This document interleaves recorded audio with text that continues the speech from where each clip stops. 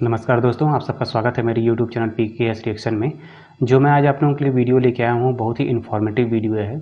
आप जैसा जानते हैं कि चीन भारत के हर काम में हमेशा अड़ंगा लगाता रहता है और जो भी हो सकता है भारत के लिए प्रॉब्लम क्रिएट्स करता है। और जो हमारे पड़ोसी देश हैं उनके साथ अपने जो संबंध हैं उसको अच्छे कर रहा है और उनके यहाँ कोशिश कर रहा है कि कोई मिलिट्री बेस बनाया जा सके। जैसे उदाहरण के लिए श्रीलंका इस समय है और पाकिस्तान है। बाद में ये इस समय भूटान पे भी वो दबाव बनाता रहता है, म्यांमार में भी उसका हस्तक्षेप है। तो इस चीज़ को कंट्रोल करने के लिए जो भारत ने क्या क्या उपाय कर रहे हैं और क्या क्या करना चाहिए, उसी से रिलेटेड ये वीडियो है। तो सबसे पहले मैं इस वीडियो का आपको टाइटल बता दे रहा हूँ क्या है। अंडमान निकोबार से भारत ने चला दिया ये सीक्रेट हथियार जो घोट देगा चीन की इकोनॉमी का गला। तो अब ये कैसे पूरा सिनेरियो है, इसको देखते हैं और फिर उसके बाद बात करते हैं इस वीडियो पे। तो चलिए वीडियो को शुरू करते हैं। अंडमान और निकोबार के 12 आइलैंड्स में हाई इंपैक्ट प्रोजेक्ट का विस्तार किया जा रहा है। भारत ने एक्टिवेट किया चीन की इकोनॉमी का गला घोंट देने वाला हथियार जो एक ही झटके में चीन का अफ्रीका से काट सकता है पत्ता। बिल्कुल ठीक सुन रहे हैं दोस्तों, क्योंकि भारत का सबसे बड़ा दुश्मन है चीन, जिसने सीमा से लेकर देश के अंदर तक भारत को परेशान कर रखा है।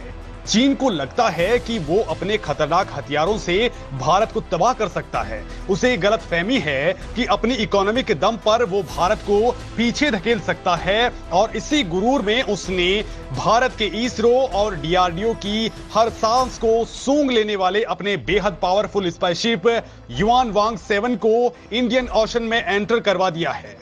वो किसी भी मिसाइल और सैटेलाइट को ट्रैक कर सकता है, लेकिन दोस्तों शायद चीन जानता भी नहीं है इसी इलाके में भारत के पास भी एक ऐसा हथियार है जो चीन और उसकी इकोनॉमी का गला घोंट सकता है और उसे इस तरह से तबाह कर सकता है कि चीन के मुंह से उफ तक नहीं निकलेगी। और दोस्तों ये हथियार है भारत का अंडमान निकोबार द्वीप समूह है, जिसे पाने के लिए चीन बुरी तरह से छटपटाता रहता है, लेकिन फिर भी वो उसे हासिल नहीं कर सकता। भारत की काट के लिए चीन ने श्रीलंका से भी हाथ मिलाया, लेकिन उसी श्रीलंका में भी भारत ने अमेरिका के साथ मिलकर के कुछ ऐसा गेम सेट किया है कि पूरी कहानी ही बदल गई है। तो दोस्तों ये पूरी कहानी मैं आपको बताने वाला हूं, जिसे समझने के लिए थोड़ा फ्लैशबैक में जाना होगा। दोस्तों अगर आजादी के वक्त की हम बात करें तो भारत और चीन में बहुत कुछ कॉमन रहा है, जैसा कि दोनों ही प्राचीन सभ्यताओं का पार्ट रहे हैं। भारत कभी सोने की चिड़िया कहलाता था तो चीन का बीजिंग भी बहुत अमीर हुआ करता था। दोनों ही जगहों पर आक्रमणों और लूटपाट ने लोगों को गरीब बना दिया, लिहाजा दोनों ही पिछड़ गए। जहां भारत को अंग्रेजों से साल 1947 में आजादी मिली तो चीन में साल 1949 में कम्युनिज्म स्थापित हो गया। दोस्तों उस वक्त की अगर इकोनॉमी की बात करें तो भारत चीन से थोड़ा आगे था, लेकिन तब चीन ने खुद को शक्तिशाली बनाने के लिए वो गेम खेला जिससे आज वो इस मुकाम पर खड़ा हो पाया है। चीन सालों पहले ये जान चुका था कि आने वाले वक्त में जो सबसे बड़ा हथियार होगा वो होगा इकोनॉमी, यानी जिसकी इकोनॉमी सबसे मजबूत होगी वही किंग होगा। और उसने ऐसा ही किया। वो समझ गया कि दुनिया को कुछ ऐसा देना चाहिए जो कोई नहीं दे सकता, यानी कि वन एंड ओनली वाला ऑप्शन बन जाओ। मोनोपोली चलनी चाहिए, दुनिया को अपने ऊपर डिपेंडेंट बना लो। दोस्तों इससे साफ हो जाता है कि भारत और चीन की हिस्ट्री लगभग सिमिलर रही है। चीन की नजरों में इस दुनिया में दो तरह के लोग रहते हैं, एक अत्याचार को सहने वाले और दूसरा अत्याचार करने वाले। उसका मानना है कि अगर वो दूसरों पर हावी नहीं हुआ तो दूसरे उसके ऊपर हावी हो जाएंगे। शायद इसीलिए चीन पहल वाला ऑप्शन चुनता है। आज पूरी दुनिया पर हावी होता जा रहा है, साथ ही दुनिया के पास उसका कोई ऑप्शन नहीं बचा है। आज दुनिया की बड़ी बड़ी कंपनियों की फैक्ट्रीज चीन में एस्टेब्लिश हैं। वहां एप्पल, टेस्ला, सैमसंग से लेकर होंडा और चिप और इलेक्ट्रॉनिक्स की तमाम कंपनियां अपना मैन्युफैक्चरिंग चीन में करती हैं। उसके बाद दुनिया भर में इनकी सप्लाई होती है। यहां आप सोच रहे होंगे कि आखिर चीन में ही दुनिया भर की सारी कंपनियां और फैक्ट्रीज क्यों पहुंची, क्यों दूसरे देशों में नहीं पहुंची और क्यों अब जाकर के भारत में आ रही हैं। तो दोस्तों इसकी असल वजह है सही वर्किंग एनवायरनमेंट और इंफ्रास्ट्रक्चर। चीन में 9 to 9 का वर्क कल्चर है, यानी कि चीन की फैक्ट्रीज में सुबह 9 बजे से लेकर के रात 9 बजे तक काम होता है और ये काम सप्ताह के 6 दिनों तक चलता है। इतना ही नहीं, चीन बीच बीच में कोई छुट्टी नहीं रखता, जैसा कि भारत में हर फेस्टिवल के दौरान होता है।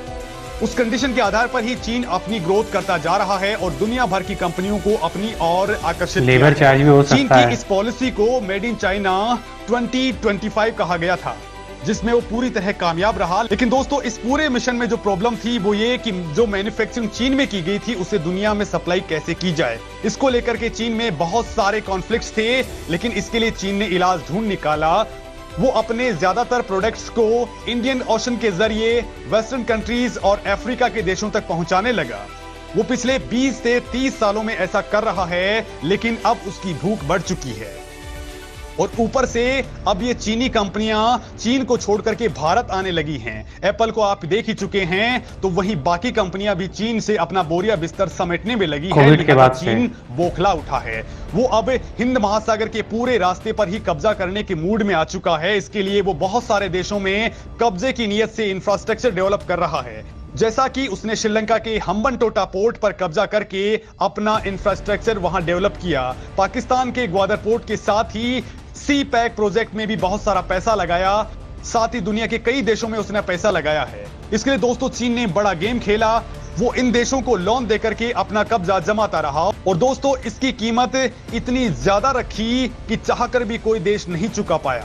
और यही बात चीन को पहले भी पता था, जिसका नतीजा ये हुआ कि चीन ने जहां भी अपने प्रोजेक्ट लगाए वो फेल हो गए, जिसके बाद वहां पर उसने अपना कब्जा कर लिया। Sudan, Djibouti, Myanmar, Sri Lanka, Cambodia जैसी कई जगह हैं जहां चीन ने अपना इंफ्रास्ट्रक्चर डेवलप किया है, वहां उसने पूरा कंट्रोल भी स्थापित कर लिया।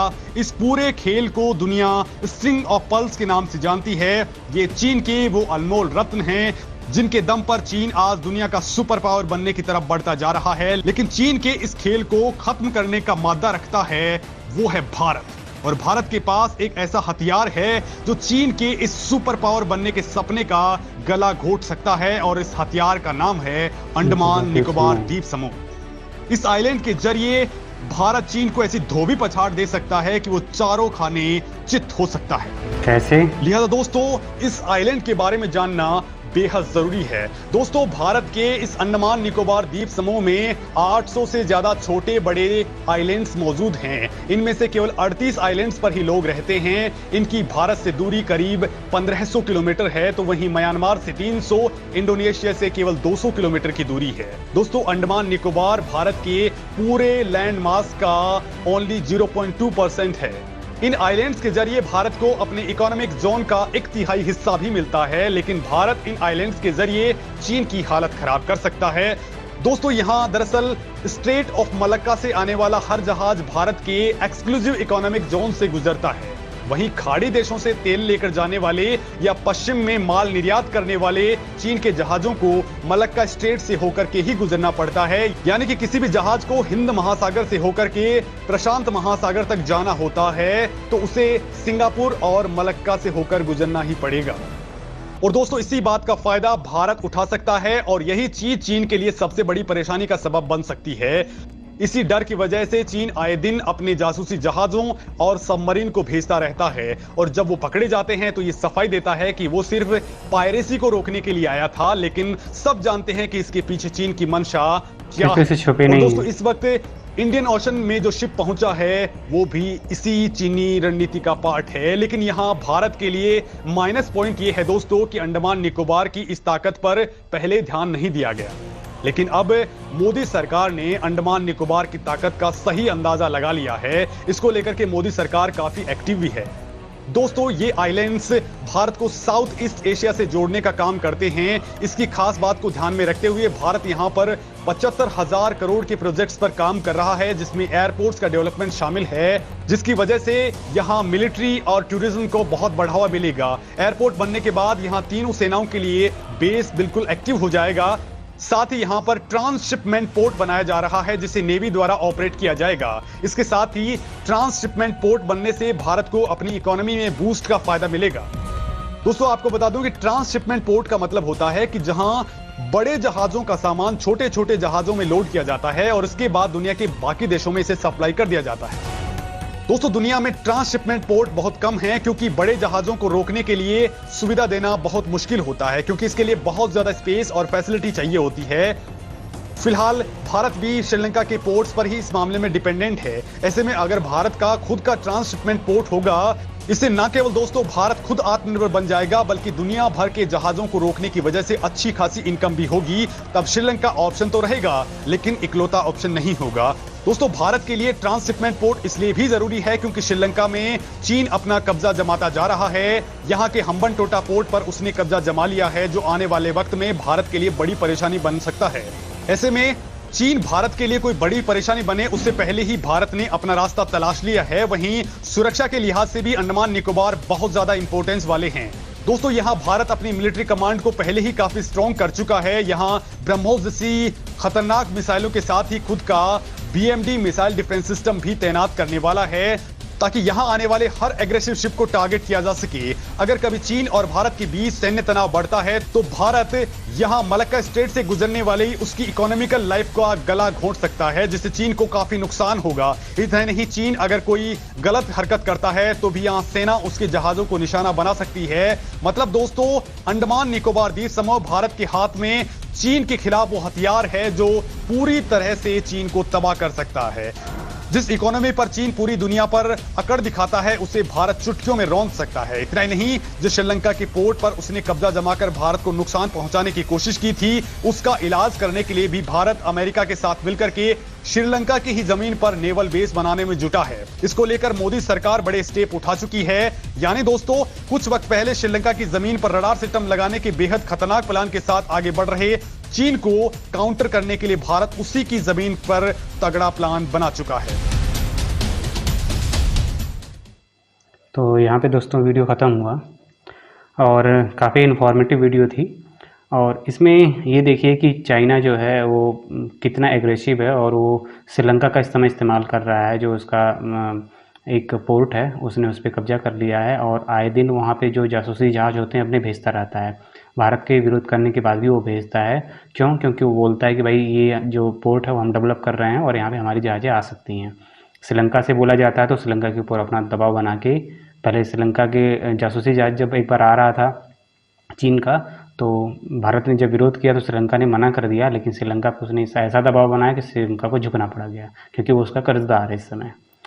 बाकी आप ये जो इन्होंने बताया कि जो अंडमान निकोबार है, अगर वहाँ पे पूरी तरह से अगर हमारा जो सैन्य एस्टेब्लिशमेंट है वो पूरी तरह से सक्षम हो जाए और जो हमारे राडार्स हैं और जिस तरह से जासूसी जहाज़ चाइना के वहाँ पे रहते हैं, अगर ये पूरी तरह से भारत के वहाँ पे एक्टिव हो जाएं तो आने वाले टाइम में जो भी चाइना का ट्रांसपोर्टेशन होता है उस रास्ते से, हिंद महासागर से, उस पर पूरी की पूरी अभी भी जो भारत की नज़र है वो और अच्छे से हो जाएगी। और कभी भी कोई भी हालात ख़राब होते हैं तो इस रास्ते को अगर ब्लॉक कर दिया जाएगा तो चाइना की इकोनॉमी की कमर टूट जाएगी। और ये भारत इस पर, जैसा कि इन्होंने बताया कि इस पर एक्टिव है और कार्य कर रहा है। ये बहुत पहले कर लेना चाहिए था ताकि चाइना को ये समझ में आए कि हाँ, कभी भी अगर तुम ऐसा करोगे तो आने वाले समय में इसको तुम्हें नुकसान उठाना पड़ेगा। इसी का जो सब्स्टिट्यूट है, इसी की डर वजह से जो चाइना है वो जो CPEC वो बना रहा है पाकिस्तान से, कि कल को हमें अगर यहाँ पे भारत बंद कर देता है तो हमारा जो इकोनॉमिक सिस्टम है, जो हमारा ट्रांसपोर्टेशन है वो रुके ना। इसीलिए वो वहाँ से पाकिस्तान से होते हुए जो POK है उससे होते हुए वो एक रोड बना रहा है। और वो सोच रहा है कि जब ये रोड बन जाएगा तो हम, अगर ये कभी बंद भी हो जाता है तो हम अपना जो ट्रांसपोर्टेशन है, जो हमारे देश का सामान है, वो हम दूसरे अफ्रीका के देशों में बेच पाएंगे।